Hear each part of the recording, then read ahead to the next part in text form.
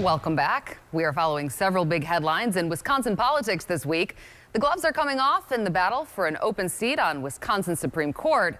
And Wisconsin Republicans are preparing to elect their next state party chair. CBS 58 Capitol correspondent Emilee Fannon and WisPolitics editor J.R. Ross take a deep dive into those stories in this week's Capitol Connection. Jer, we're going to start off this week with the state Supreme Court race. And one candidate in particular that I want to highlight is Waukesha County Judge Jennifer Dorow. Now, she is facing some criticism for a sentence that she gave to a man last month who prosecutors say went on to go stab his wife's parents. Now, this is one criticism that we are going to be seeing a lot come from this race. I mean, this is almost just the start, the cusp of the attacks that we're going to be seeing against some of the candidates. Oh, 3 of the 4 candidates are circuit court judges. Any case they've handled with a sex offender, a murderer, I mean, name your kind of controversial case, will be gone over. Worth noting, of those 3, Judge Mitchell from Dane County is in child court. Most of those cases are under seal. It can be harder to find stuff for him.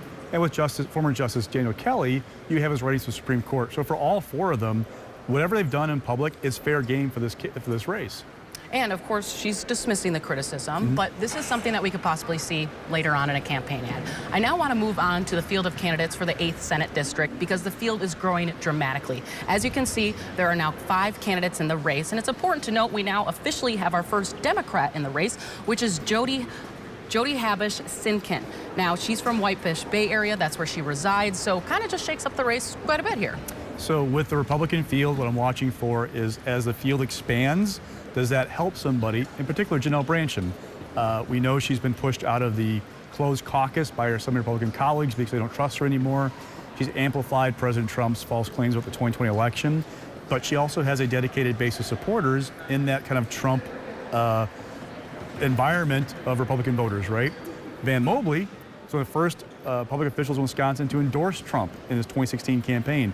Will Donald Trump endorse in this primary? Does he remember Van Mobley from 6-7 years ago? Questions that I'm watching. Can Dan Knodel say, look, I've covered about half of this district between my various assembly lines over the years. I've known these people. Might he have an edge as more of an establishment type pick? We shall see. But really, in a low turnout primary in February, how's the vote split and who's that help? And it's going to be interesting seeing how that Trump factor, if he does endorse in this race, will it still have the same muster that it once had? Because we remember what happened in the midterms. A lot of candidates that he endorsed here in Wisconsin did not perform well.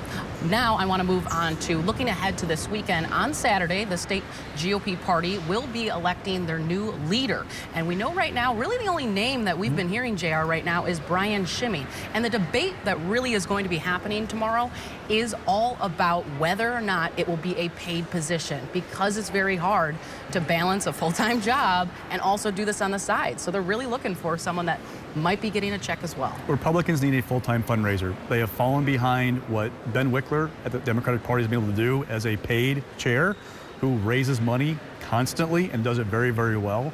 Ben Volkel, who is an aide to Ron Johnson, he told me he's not going to run after kicking the tires. Terry Dietrich, the Waukesha County GOP chair, he's not going to run. Jesse Garza, who also considered it, he's on the executive committee that will make the pick at Saturday's meeting. He decided against it. You know, the only question is, do they go to a paid chair immediately or have a transition period?